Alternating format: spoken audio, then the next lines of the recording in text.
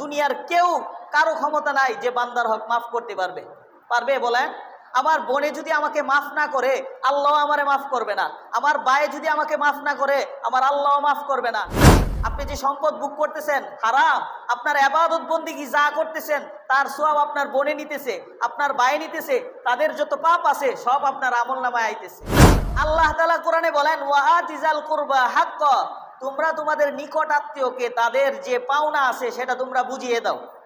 আমার ভাই যদি আমার কাছে সম্পদ পায় তার সম্পদ দেওয়া দরকার না? আমার বোন যদি আমার কাছে সম্পদ পায় আমার বোনকে আমার সম্পদ দেওয়া দরকার না? কিন্তু আমাদের সমাজ এরকম হয়ে গেছে, ভাইয়ের কাছে যখন বোন সম্পদ চায় তখন ভাইয়ের মুখ কালা হয়ে যায়। কি বলেন? হয় না?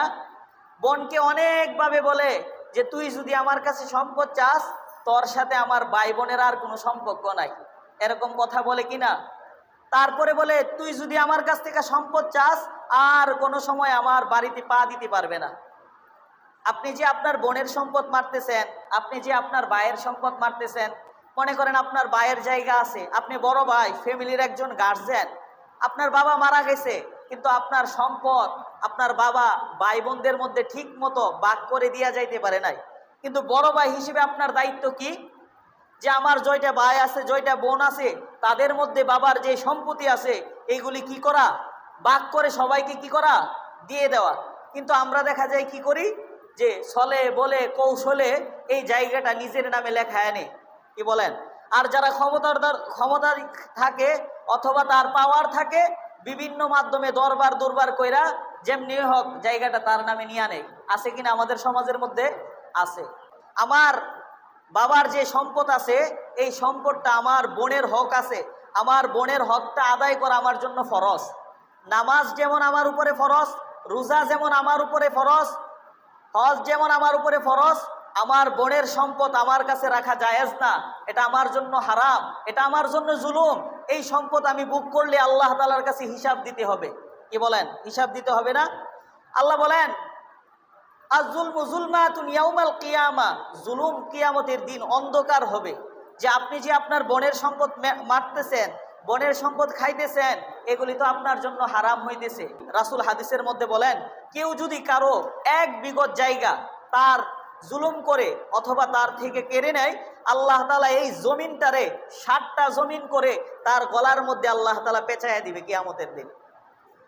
বলেন আমরা তো দুনিয়া থেকে সবাই বিদায় নিব, এমন কেউ আছেন যে দুনিয়াতে সারা জীবন থাকবেন? কেউ থাকবেন না। তাহলে আপনার 3 কানি জায়গা, 2 কানি জায়গা, 1 শতক জায়গা, এই জায়গাগুলি কি কাপড়ের কাপড় দিয়ে আপনি নিয়ে যাইতে পারবেন? তাহলে কেন আপনি আপনার ভাইয়ের জায়গা আপনি চুরি করতেছেন? কেন বোনের জায়গা দিতেছেন না? কেন ফুফুর জায়গা দিতেছেন না? হাসরের ময়দানে আল্লাহ তাআলার কাছে কি জবাব দিবেন? আপনি যে সম্পদ ভোগ করতেছেন হারাম, আপনার ইবাদত বন্দেগী যা করতেছেন তার সওয়াব আপনার বোনে নিতেছে, আপনার ভাই নিতেছে, তাদের যত পাপ আছে সব আপনার আমলনামায় আইতেছে। কি বলেন?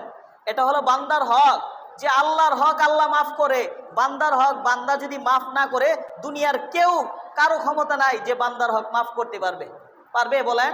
আমার বোনে যদি আমাকে মাফ না করে আল্লাহ আমারে মাফ করবে না। আমার ভাই যদি আমাকে মাফ না করে আমার আল্লাহ মাফ করবে না।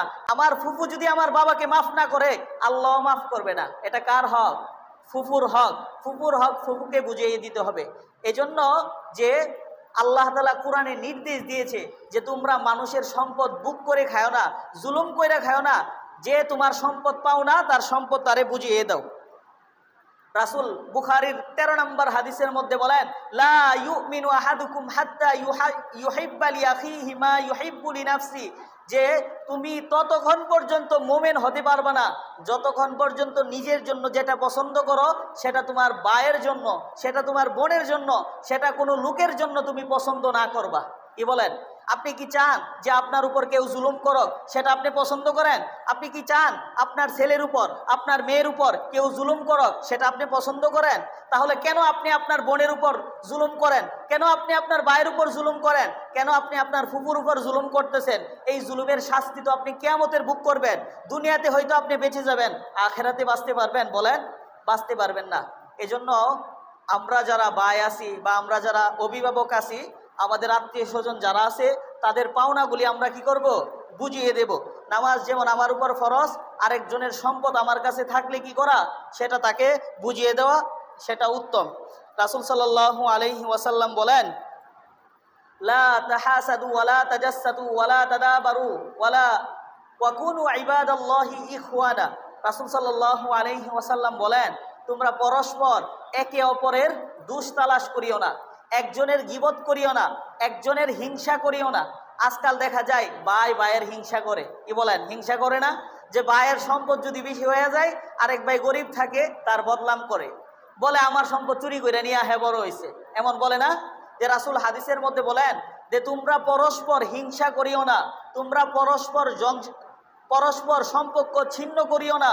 ওয়াকুনু ইবাদাল্লাহি ইখওয়ানা, আল্লাহর জন্য তোমরা ভাই ভাই হয়ে যাও। হয়তো দুনিয়ার যুগে আপনি বেঁচে যাবেন, কিন্তু আখিরাতে বাঁচতে পারবেন? বাঁচতে পারবেন না। এজন্য আমরা ভাই আছি, আমার ভাইয়ের হকটা পরিপূর্ণভাবে দিয়ে দিব, আমার বোনের হকটা পরিপূর্ণভাবে দিয়ে দিব।